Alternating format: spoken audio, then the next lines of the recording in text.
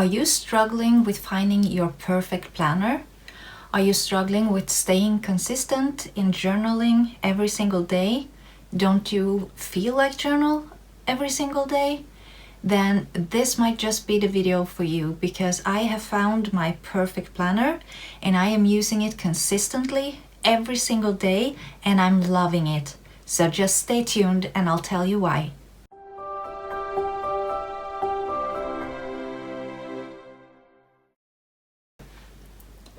So I have been journaling for more than 30 years, and I have always had this mindset of knowing what type of planner that I want or like, and how I like to decorate it. But somehow I never really kept using it like every single day. And for the periods where I didn't use it every single day, then it was fine. It kept going, it had enough space, everything. And yet, for the most part, I didn't stay consistent. I didn't use it a lot. I used it for planning ahead and the practical things, but for everything else, I tended to make separate books. And so I have never really been completely happy with my planner.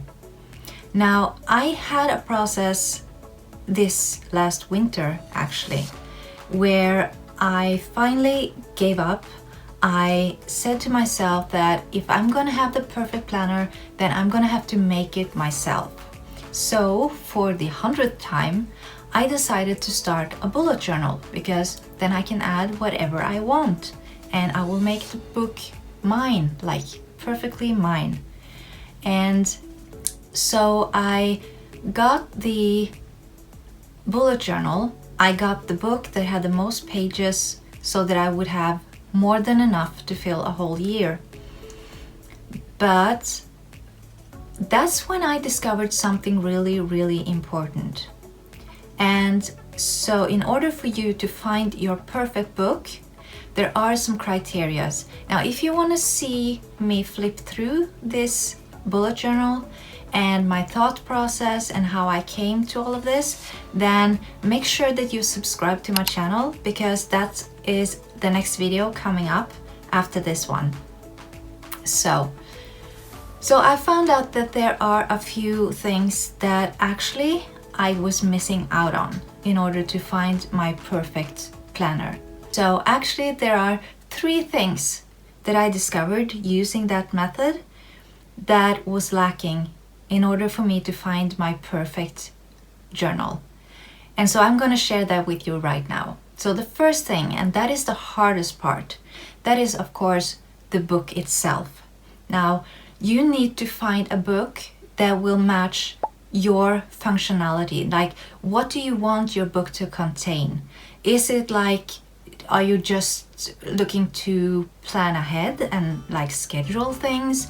Are you wanting to use it like maybe a reading journal? Or for me, it was all about finding that one book that would fit all. So I wanted everything in my book. I wanted a book that I would go to no matter what it was that I was doing.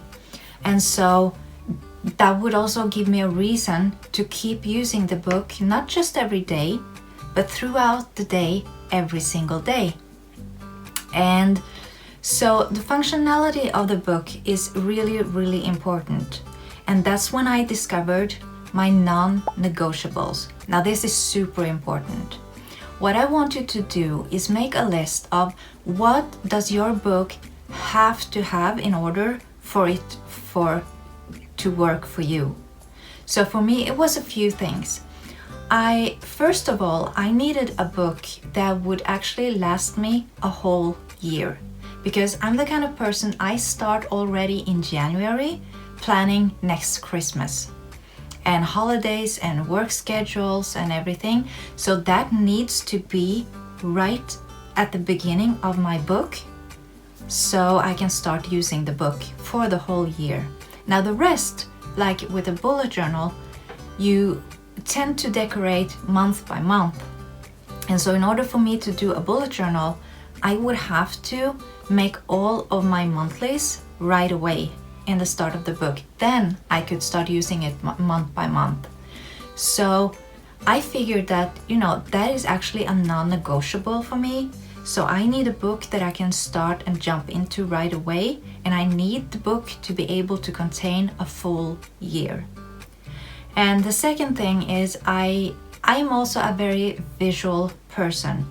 So I need to be able to see every month, every week, like an overlay, like a dashboard. And so I found out that was also something I needed. Like doing a future log is not optimal for me, because sure, it does work, but for me it's more chaos. I don't like the looks of it, I don't like the feel of it. It's not functional to me and the way that I work. So and so it's really important that you write down what do you need from your book in order for you to use it every single day and not feel that you're missing out. And for instance, I didn't actually think I needed daily pages. However, whenever I was consistent with my books and I did use them, I didn't have enough space. So I had a mindset that said that I need a horizontal planner, but the horizontal layout did not have the amount of space that I actually needed. So when I didn't use it as much, it was perfect. But as soon as I started actually using the book, I didn't have enough space. I have a ton of ideas. I have a ton of lists. I'm a list freak. So there are so many things that I wanted to cram into that book, but I wasn't even close to having enough space. So that is a super important step to take. So the first thing, write down all your non-negotiables, the things that are important to you in order for your book to work. And size is also one of them. Like one of my non-negotiables was I want everything in a book, but at the same time, I have to be able to carry around the book with me, like to the dentist, to the doctor's appointment. And of course, you don't do that with this huge book. So that was a real obstacle to sort of find out, how do I make these two go together? Like, how can I get a book that will contain anything and everything I need, and at the same time be small enough to be able to carry it with me? And I did find it, so just keep watching and I will tell you exactly how that came about. So the second thing is, after you find your book, you found a perfect book, you found like, okay, this is gonna be able to sustain me for whatever amount of time that you want. Maybe you don't like a full year, maybe you like to divide it into 2 halves. That's fine, whatever works for you. So the second thing you want to do is start thinking about the decoration of the book. How do you like your book to look? Because now we have gotten rid of the functionality that has to be in order for the book to work. Now it's all about feeling. I want you to be able to fall in love with your planner, because that is the way you're going to stay consistent, and that you're going to use the book every single day and actually make good use of it with all the benefits that comes along with that. So what kind of decorating style do you have? Do you like to draw? Do you like to paint? Maybe you're not good at any of that and you rather not have anything at all. Maybe you're a minimalist and doesn't like any picture at all. That's fine. Just find out what makes you happy. What makes you drawn to a certain thing. For me, it's stickers. I didn't think I could draw, which my next video on the bullet journal will absolutely prove to you. If you think you cannot draw, you're wrong. So, but I have been sticking to stickers, different type of stickers. I use sterling ink right now. I'm about to move into the Rosy Life planner. There are tons and tons of variations and stickers and looks. So what I want you to do is find out what draws you in. What do you find calms you down? What makes you happy? Because the feeling you want to have is every time you grab that book and put it in your lap, I want you to be wowed. That's the goal. That's the aim that we're looking for. So every time you open your book, you're gonna go, oh my gosh, this is so beautiful. This makes me feel so calm and relaxed. Because that's one of the things that's gonna keep you consistent in your chaotic everyday life. You want that one thing that gives you joy and pride and calmness into your life. And so I would love to hear from you. What kind of person are you? Are you a minimalist? What do you use to decorate your planner? Maybe you have some sort of stickers that I haven't heard about. Leave a comment down below and I will definitely look out for whatever you are suggesting. So now after you've done all of that, you found the perfect book, you found the layout, you found the decorating style, you found everything. Now what? Well, there's only one thing left to do. Start using your book and make mistakes. Because that is also one of the things that I was always looking for, the perfection style. Like I wanted to start my book and I wanted it to be perfect from page 1.